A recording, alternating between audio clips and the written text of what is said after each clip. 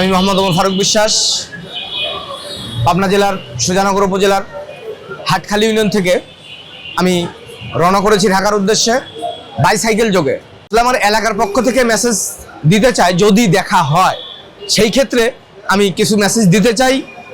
সেটা হচ্ছে, আমার এলাকাটা হচ্ছে কৃষি এলাকা, যে এলাকার লোক সম্পূর্ণটাই কৃষির উপর নির্ভরশীল। এবং আপনারা জানেন বাংলাদেশের ভিতরে সবচেয়ে বেশি পেঁয়াজ উৎপন্ন হয় হচ্ছে আপনার সুজানগরে, এবং পেঁয়াজের রাজধানী হিসাবে এটা পরিচিত।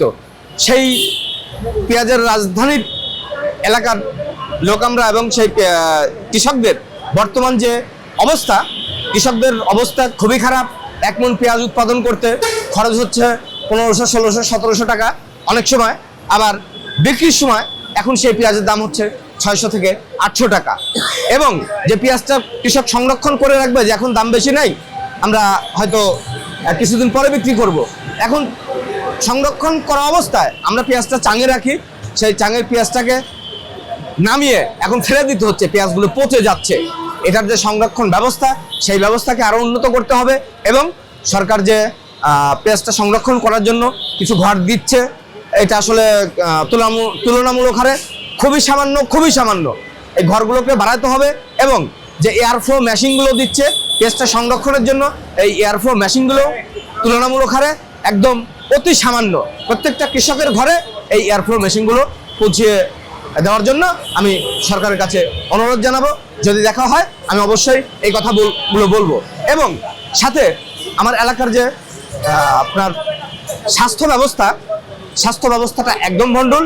আমার এলাকা থেকে উপজেলা পর্যন্ত যাইতে 20 কিলোমিটার রাস্তা, এবং 1 থেকে 1.5 ঘন্টা সময় লাগে। অনেক সময় দেখা যাচ্ছে আমরা হাসপাতালে পৌঁছাতেই আমাদের একটা দুর্ঘটনা ঘটে যাচ্ছে। এই জন্য আমি, যদি সুযোগ হয় জনাব তারেক রহমানের সঙ্গে দেখা করার, আমি তাকে বলবো আমাদের ওখানে একটা ইউনিয়ন স্বাস্থ্য কমপ্লেক্স আছে, ওখানে যদি একজন MBBS ডাক্তার জনগণের জন্য দেওয়া হয়, তাহলে আমাদের পার্শ্ববর্তী 5টা ইউনিয়ন এটা সুফল ভোগ করবে ইনশাল্লাহ।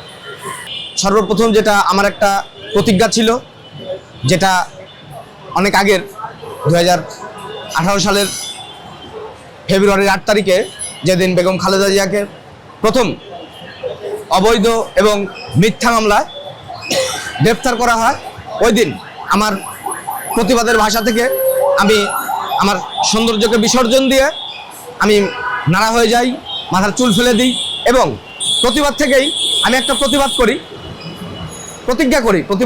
প্রতিজ্ঞা করি, যেটা হচ্ছে যতদিন না পর্যন্ত আমার নেত্রীর সম্মান ফিরিয়ে দিতে পারবো এবং বিএনপি সরকার গঠন না করবে, আমি ততদিন পর্যন্ত মাথায় চুল রাখবো না। এই প্রতিজ্ঞাটা যখন শেষ হয়েছে 2026 সালের 13শ জাতীয় সংসদ নির্বাচনের ফেব্রুয়ারির 12 তারিখে এই প্রতিজ্ঞাটা পূরণ হওয়ার পরে আমি আমার মাথার চুল রেখে দিই, এবং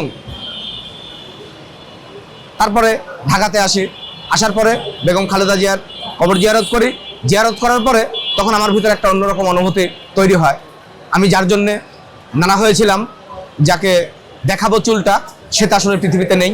আল্লাহ তাকে জান্নাতবাসী করুক। তার সন্তান বর্তমান বিএনপির চেয়ারম্যান এবং বাংলাদেশের প্রধানমন্ত্রী, যেহেতু তার সন্তান জীবিত আছে, সেই কারণেই আমি তার সঙ্গে দেখা করে তারপরে ফিরতে চাই।